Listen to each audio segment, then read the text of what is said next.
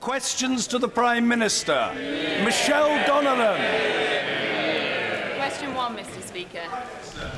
Thank you, Mr. Speaker. The House will be aware of the dreadful accident that occurred at Didcot Power Station yesterday afternoon, in which 1 died and 3 are missing.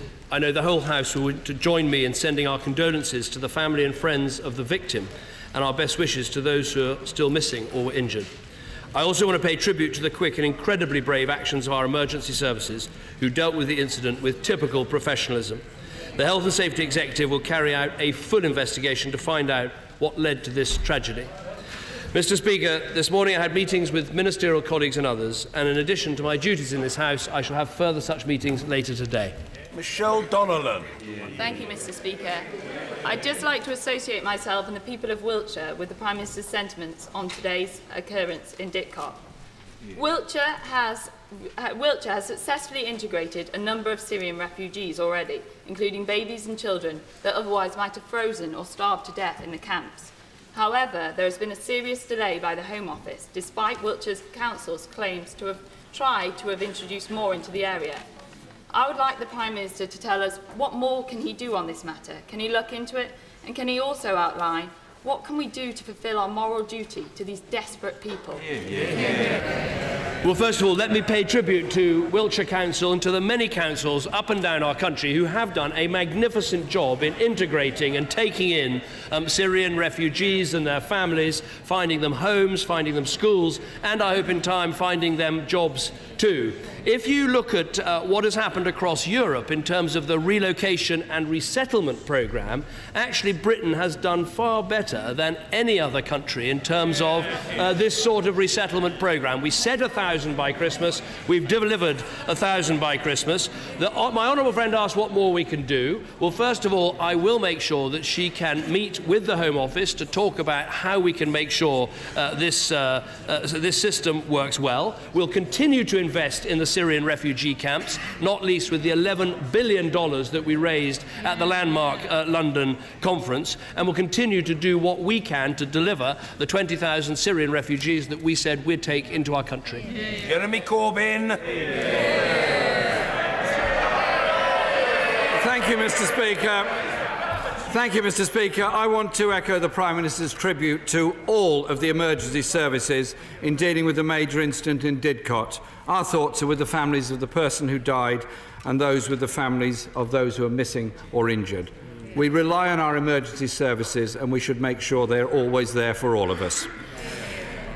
The NHS staff survey published yesterday shows that 9 out of 10 junior doctors already work extra hours beyond their normal contract. The survey also showed falling morale amongst this vital group of staff.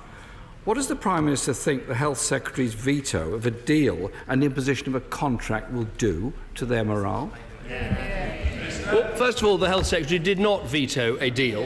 What we've had is for 4 years discussions about how important it is to have an NHS that works on a more 7-day basis. But let me pay tribute to the fact that so many in the NHS work so hard already at the weekends. But what matters is making sure we can have a genuine 7-day NHS. And what I'd say to junior doctors is that no junior doctor working legal hours will receive a pay cut. This contract will not impose longer hours. In fact, it has tougher safeguards to make sure it reduces the hours that are worked. We're not seeking to save money from the new contract, and nights and Saturday evenings and Sundays continue to attract unsocial hours payments. This is a good deal from a government that is putting £10 billion more into our NHS.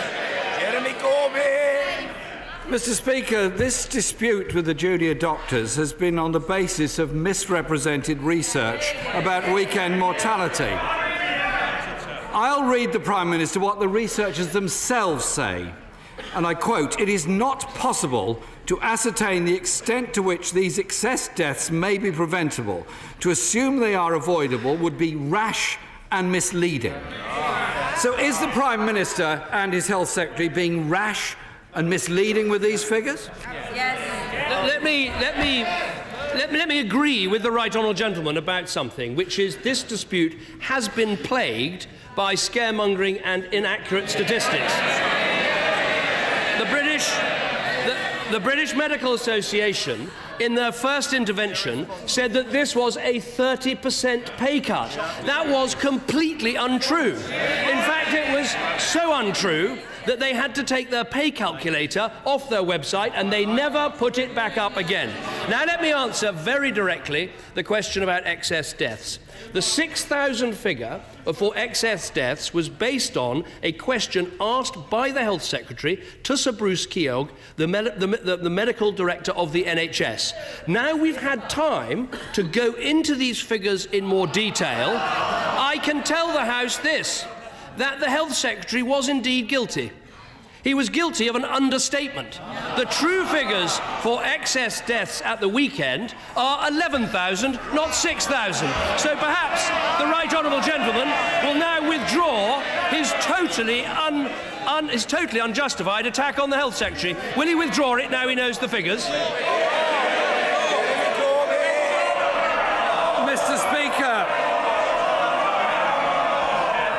Mr. Speaker, it's just worth reflecting for one moment. There is no dispute with the junior doctors in Scotland or in Wales because their governments have had the sense to reach an agreement with the junior doctors. He must also be aware that the vast majority of the public of England are on the side of the junior doctors, not the Secretary of State. But the situation actually gets worse, Mr. Speaker. A Freedom of Information request by the BBC today reveals that when asked for the source of the Health Secretary's statistics, civil servants in the Department of Health decided to, and I quote, offer up the most bland statement possible that would neither confirm nor contradict the Health Secretary's statement.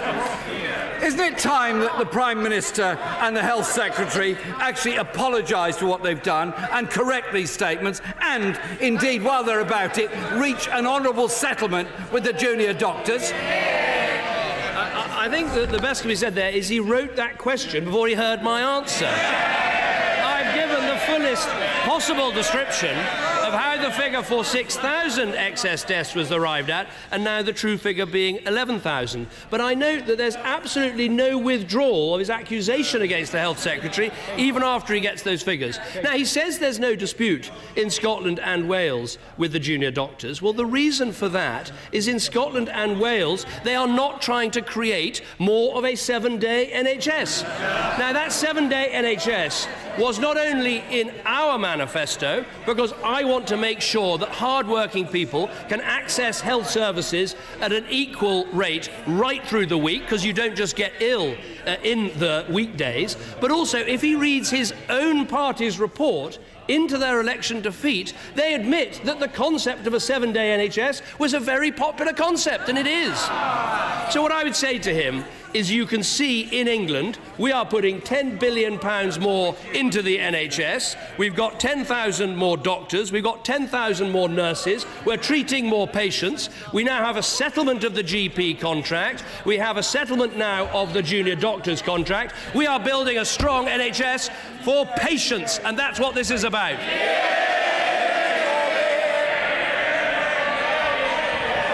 Mr. Speaker, we all want a strong and successful NHS. You don't achieve that by provoking industrial action, misrepresenting research, or failing to get a grip on the cost of agency staff in the NHS, which now amounts to £4 billion. Indeed, in the Prime Minister's own local NHS trust, it's overspent on staffing costs by £11 million this year, yet has managed to spend £30 million on agency staff. Will the chair of the Oxford anti-austerity campaign be writing another letter to himself, asking his local, on behalf of his constituents, for the Health Secretary to intervene and support his local NHS? I'm very proud of the NHS in Oxfordshire and everyone who works in it. And having met recently with the head of the Oxford Radcliffe Trust, I know that he supports this move towards more 7-day services. That's absolutely vital. Ask my mother. Oh, I think I know what my mother would say. I think she'd look across the dispatch box and she'd say, put on a proper suit, do up your tie, and sing the national anthem.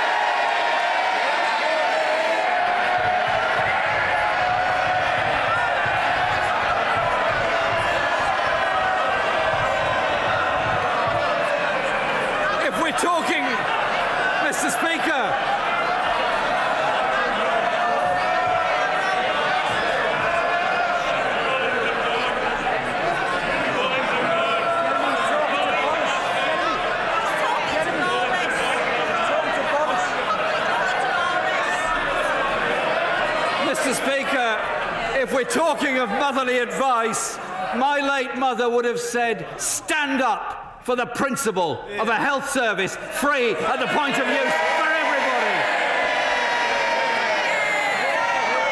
Because that's what she dedicated her life to, as did many of her generation. Mr. Speaker, we are 3/4 of the way past into this financial year. The NHS deficit is already £2.26 billion. 53% of NHS Trust Finance directors say the quality of care in their local area has worsened in this year. What will the deficit be by the end of next month? We will get deficits down because we're clamping down on the staffing agencies, on expensive management consultants, and introducing better public procurement. But the Honourable Gentleman has to recognise this. We said that we would back the Simon-Stevens plan, which means at least £8 billion more into the NHS, although we put £10 billion more into the NHS. At the last election and subsequently, Labour have refused to back that extra money. And so when you look at the NHS today, and my mother is equally proud of the NHS as I am, and I know she would be pleased to know 1.9 million more people going to A&E, 1.6 million more operations, 10,700 more doctors, 11,800 more nurses. And I have to say, I think if Nye Bevan was here today, he'd want a 7-day NHS because he knew the NHS was for patients up and down our country. Nye Bevan would be turning in his grave if he could hear the Prime Minister's attitude towards the NHS. He was a man with vision. He was a man with vision who wanted a health service for the good of all. I tell you, Mr. Speaker, our health service is run by brilliant people. Brilliant doctors, brilliant nurses, brilliant staff. But I've got a question for the Prime Minister from one of those brilliant doctors. His name is Ashraf. And he sent me a question saying this: as a doctor, I know full well the stresses on the NHS and the shortcomings. We already have a 7-day emergency services. How does increasing elective work improve safety at the weekend? If a truly 7-day NHS is wanted, we need more nurses, more admin staff, more porters, radiographers, physios, all the other vital workers. Will the Prime Minister now, today, commit to publishing the Department of Health's analysis of the real cost of introducing a 7-day NHS, and will he be prepared to pay for it rather than picking a fight with the junior doctors who want to deliver it? What I think is not clear is whether or not Labour support a 7-day NHS or not. Now, we do support a 7-day NHS, and that is why we're putting in the £10 billion. That's why we're putting in 10,000 more doctors, putting in 11,000 more nurses, and crucially, yes, that is why we are looking at the contracts in the NHS to make sure it can work on a more 7-day basis. Now, the truth is this: you can go to hospitals today in our country, like the Salford Royal in the northwest of England, where they're already operating on a 7-day basis within the existing budgets. Now, this is good because they're using all their equipment on a 7-day basis. They're carrying out consultations 7 days of the week. They carry out some operations 7 days a week. That actually is good for the hospital, good for the staff working in it, and above all, it's good for patients. We don't just get ill on Monday to Friday. I want a world-class NHS. We are funding a world-class NHS. We've got world-class people working in our NHS, and together we're going to build that 7-day NHS. Chris Davis. Thank you, Mr. Speaker. With such a large number of schools in Brecon and Radnorshire facing the prospect of closure, what can my right honourable friend do to encourage the Welsh Assembly to convert state schools into free schools and academies, in order that my constituents can benefit from the improvements to education that English pupils are seeing, and hopefully save these excellent schools from closure? Well, obviously, the issue of education is devolved in Wales. It's a responsibility for the Welsh Assembly Government, but I would urge them to focus that a good education depends not only on the finance, which is there because of the way the Barnett formula works and because of the decisions we've taken about funding NHS in England. I would say it also requires high standards and the publication of league tables so people can see how their children are doing. And crucially, it requires these structural reforms, free schools, academies, introducing some diversity, some competition, and getting organisations that are passionate about education to provide state education. We want all the best organisations in there providing the best education for our children. Angus Robertson. Mr. Speaker, may I begin by associating the Scottish National Party with the comments of the Prime Minister and the Leader of the Labour Party in relation to the tragedy in Didcot. Our thoughts are with all of those who have been affected. Will the Prime Minister congratulate the Scottish Government and his own colleagues who secured a deal on financial arrangements for the next phase of Scottish devolution? The Treasury position initially endangered £7 billion of public funding in Scotland. At the beginning of this week, that was reduced to £3 billion. Yesterday morning, it was £2.5 billion. What changed the mind of the Treasury and helped them agree to a deal that will make Scotland no worse off? Well, let me agree with the right honourable gentleman. This is an excellent deal.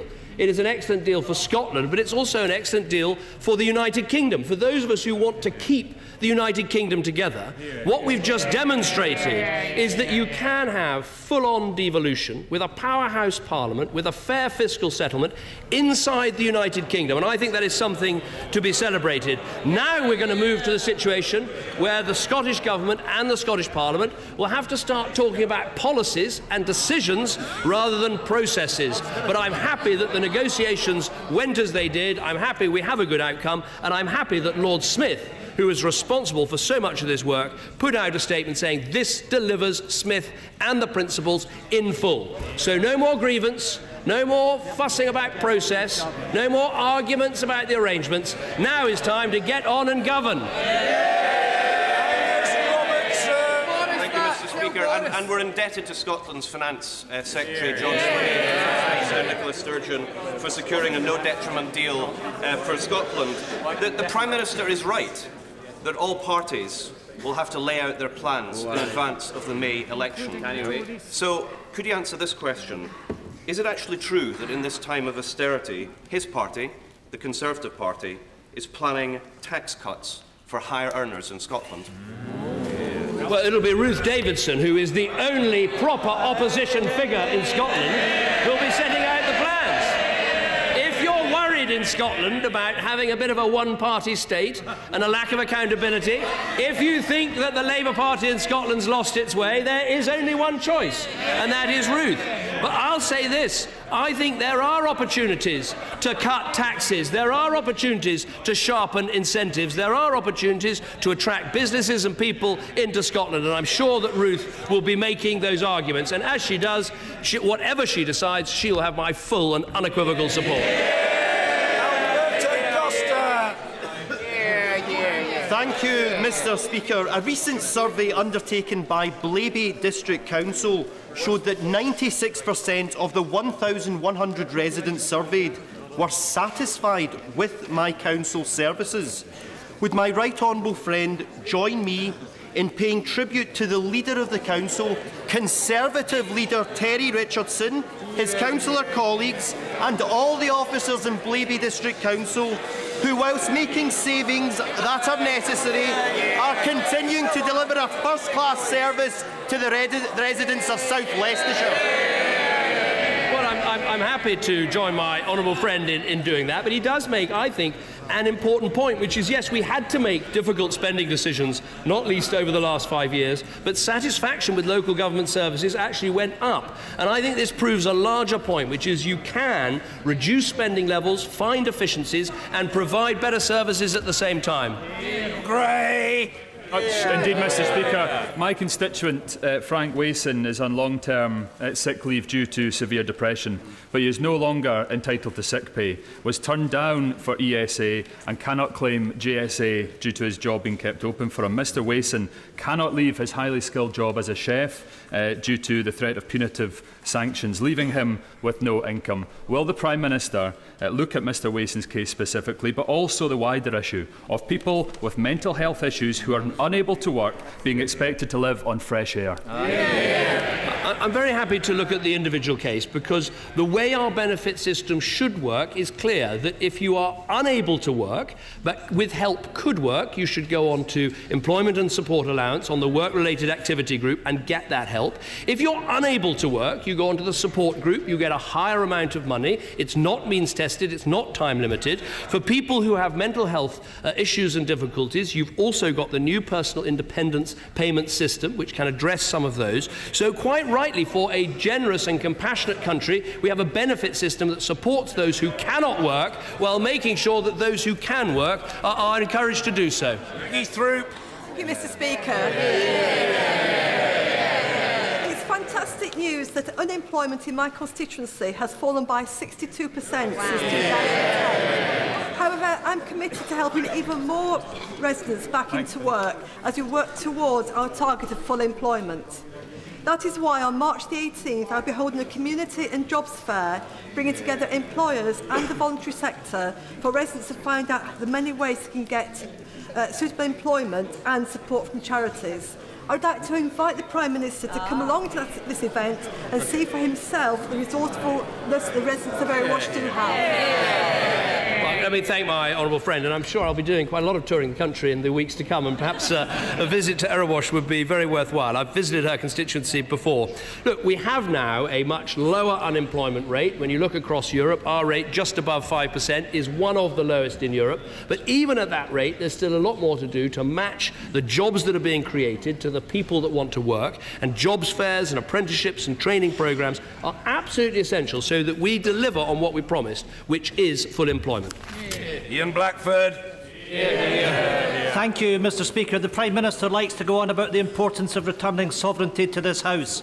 Can I remind the Prime Minister that on the 7th of January we debated the issue of women's state pension and the fact that women are being discriminated by the pace of state pension increase. The House divided that day 158 votes to 0 and asked the government to mitigate the effects of this. Why has the government not respected the sovereignty of the vote of this Parliament?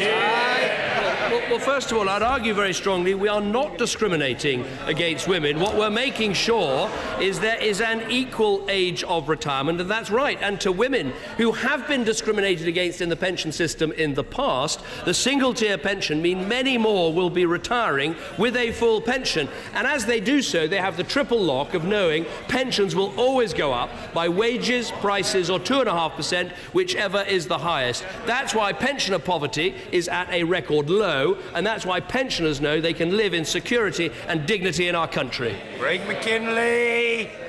Speaker, South Thanet lags behind much of the South East across very many indices.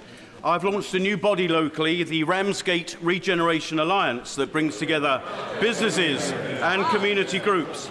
Can I invite my right honourable friend and the Coastal Communities Minister to this gem on our doorstep to see for themselves what it could and indeed should be? Well, I'm very happy to put Ramsgate on my tour list for the coming months. And we all remember the historic battle that he fought in that constituency. Look, we have set up the Coastal Communities Fund, and we have a dedicated minister in the government to try to help coastal communities, and I will make sure that officials from his department meet with this new alliance and make sure they look at the Ramsgate Coastal Community team and what they can do to help. Sadiq. Speaker, for 2 years, my constituents and I campaigned against the development of a luxury skyscraper. The local councillors listened and rejected the plans, but then the Conservative Minister for Local Government called in the decision and overturned the wishes of the community, showing utter disrespect for local democracy. The Prime Minister preaches localism, but will he finally admit that his government only believes in the devolution of blame for cuts not the devolution of actual power for local communities? We have a long-standing system for local planning, but also being able to call in decisions, and that operated all the time under the last Labour government. If anything, our local planning system is actually putting more power in the hands of local people, because once they've completed their local plan, it's then much easier to say yes to developments that are within that plan and no to developments that are outside it. You merryman! Mr. Speaker. Last Friday, I made separate visits to 3 families, all of whom have a child suffering from acute mental health difficulties, which the families felt had not been adequately assessed at the early stages by CAMS. Colleagues from across the chamber will be all too familiar with such visits. I welcome the Prime Minister's recent commitment to reform mental health provision for young people. Can I ask him to consider reviewing the provision of initial stage treatment and ask that he continues to be the champion for these vulnerable and brave children? Well, let me thank my honourable friend for his question. He's right that children and young people's mental health is a priority for this government. I think we can all agree across this House this is not an area that has had adequate attention or adequate investment for many years. I would highlight particularly the problems of psychosis, sometimes caused by drug use. I'd also raise the huge problem of eating disorders, where we see a rapid increase in the number of people suffering. We have gone a long way in increasing the number of talking therapies. Something like 740,000 more people are accessing those therapies when this government came to office, but we recognise there's more to be done, and that's why we're investing £1.4 billion in system-wide transformation across children and adolescents' mental health. Richard Arkless. Thank you, Mr. Speaker. Last week, Scottish Power refused to attend an evidence session with the cashback APPG, where crucial new evidence was uncovered. As a former consumer litigator, I am utterly convinced that over 2,000 of my constituents and over 500,000 people in the UK are owed cashbacks from Scottish Power. Given this is a scandal of potentially huge proportions, will the Prime Minister agree to meet with me in the cross-party APPG to discuss how we can ensure that these ordinary, hard-working people receive the cashbacks they were promised from Scottish Power? No, and I'm glad the honourable gentleman has raised this, because it's been raised on previous occasions by the honourable member for, my honourable friend, the member for Aberconwy, and I know the cross-party group has done some very useful work. My understanding is, of course, that any alleged wrongdoing should be fully investigated. Ofgem can impose fines if they find companies have breached their licence, and I'm very happy to arrange for a meeting between him and other members of the all-party group with the relevant ministers in the Department of Energy and Climate Change, so we can try and get this fixed. Michael Ellis. Thank you, Mr. Speaker. Thank you very much, Mr. Speaker. Does my right honourable friend agree with me that with the NATO summit in Warsaw pending, with the threat of expansionism from Putin's Russia and the national security threat from Daesh, we are right in this party, in this government, to support 2% of our GDP towards defence? And isn't he shocked at the failure of the party opposite to do likewise? I think my honourable friend makes an important point, which is we do face an insecure and unstable world, particularly with what Putin has done in the Ukraine, particularly with what we see in Syria, and that's why I think 2% spending on defence and making sure we renew our nuclear deterrent is the right answer. To be fair to the Labour Party, they have got an answer. They're not going to spend 2%, they're not going to renew our Trident submarines, but they've come up with a really brilliant answer. They are bringing back, as their spokesman and spin doctor, Damien McBride. That is 6 months after saying, and this is the Leader of the Opposition, we can win in 2020, but only if we spend the next 5 years building this movement and putting forward a vision for the new kind of politics. Honest, kinder and more caring. 6 months on, Damien McBride is back. That says it all.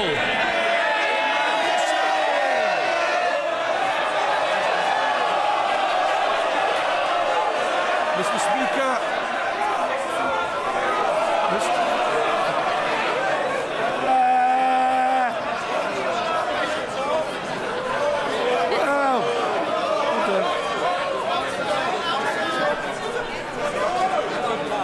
Colleagues are calling for more.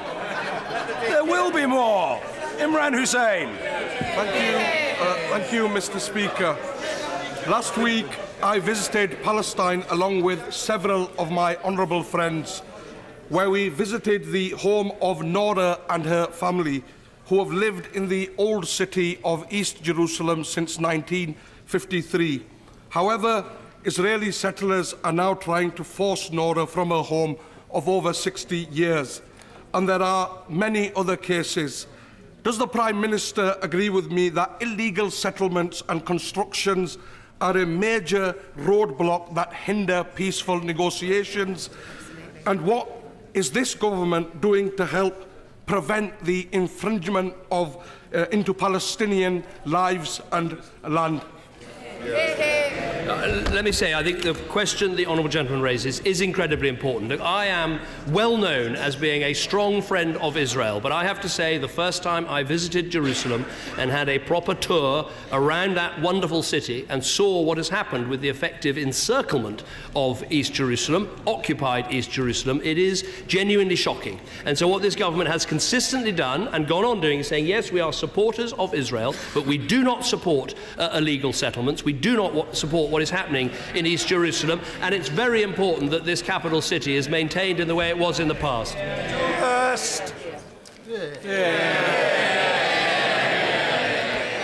Thank you, Mr. Speaker.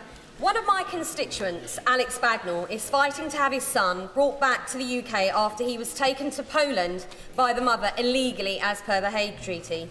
Will the Prime Minister outline what interventions the government can make to EU and Polish authorities with regards to the Hague Convention in order to help British families with the safe return of their abducted children, to offer hope to devastated families like my constituents, the Bagnalls?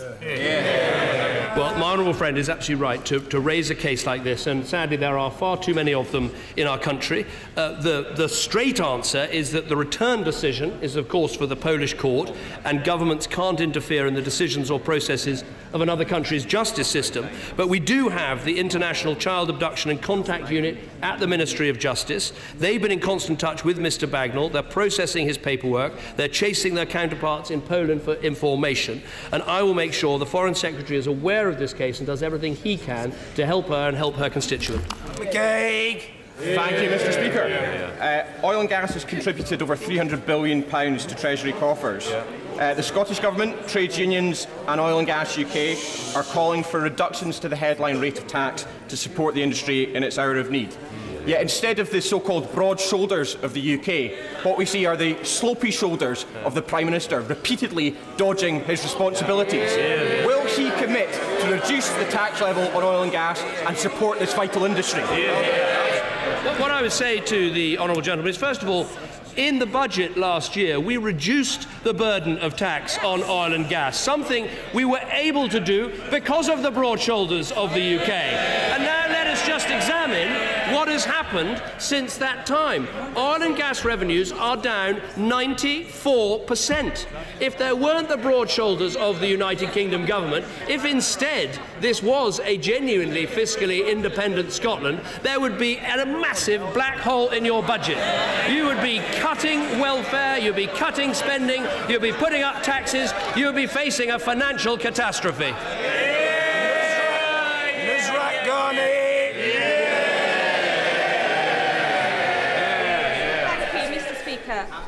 Every week, 2 women are killed in England and Wales by a current or former partner. The perpetrator is the problem. The question is not why doesn't she leave, but why doesn't he stop? The Sussex Police and Crime Commissioner is piloting a programme called Drive, which aims to change the behaviour of offenders.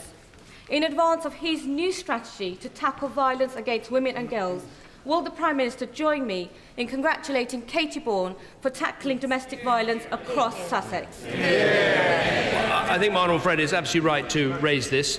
The crime of domestic violence, we have got better at tackling, but there's still so much more to do. I think Katie Bourne, who I know does an excellent job as the Police and Crime Commissioner, I think actually this is a good example of the sort of thing that Police and Crime Commissioners, with their higher profile than police authorities ever had, can give a real lead on, and I would urge others around the country to do exactly that. We also need to make sure we're policing these incidents properly. We also need to change the culture, but I think Police and Crime Commissioners like Katie Bourne can help lead the way. Nigel Dodds. Speaker, as the Prime Minister knows, resources were ring-fenced following the Fresh Start agreement in November to help Northern Ireland deal with legacy cases. Will the Prime Minister consider releasing some of that money, as has been hinted at by the Secretary of State, to help the police service in Northern Ireland as they face increasing pressures in frontline policing? And will he take the opportunity to reaffirm that there will be no rewriting of the past in Northern Ireland to legitimise terrorism or to promote a pernicious narrative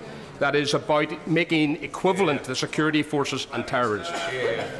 Well, what I'd say to the right honourable gentleman is that the Fresh Start Agreement was a good agreement, and an important part of it was dealing with these legacy cases and making sure they were dealt with more quickly. To me, it's always been about trying to heal the hurt of the legacy cases rather than trying to write new narratives. I'll look carefully at what he says about resources, because we need to make sure that the policing of Northern Ireland continues to be properly resourced, not least because we still face a terrorist threat today. Finally, Owen Paterson. Thank you, Mr. Speaker. The United Kingdom endorses the Code of Good Practice on Referendums published by the European Commission for Democracy Through Law. It says equality of opportunity must be guaranteed for the supporters and opponents of the proposal being voted on, and equality must be ensured in terms of public subsidies and other forms of backing. Yesterday, Sir Jeremy Hayward sent a letter round to departments preventing ministers from having access to civil service briefing. Had the Prime Minister checked whether that letter was compatible with the guidelines on neutrality? Now, I'm very happy with the letter that was sent out for this reason, which is the government has a position on this issue. The government's position is that we'd be better off in a reformed European Union. Ministers are able to depart from that position and campaign in a personal capacity. That is, I think, a very important statement. It's right in terms of how we go about it, but it does not mean the government is neutral. It doesn't mean the civil service is neutral. The government has a policy from which people can depart. As for the funding of the referendum campaign, we now have very clear laws in place and rules in place, and the Electoral Commission, to make sure that both campaigns are funded properly. And I think that is good for our democracy. Order!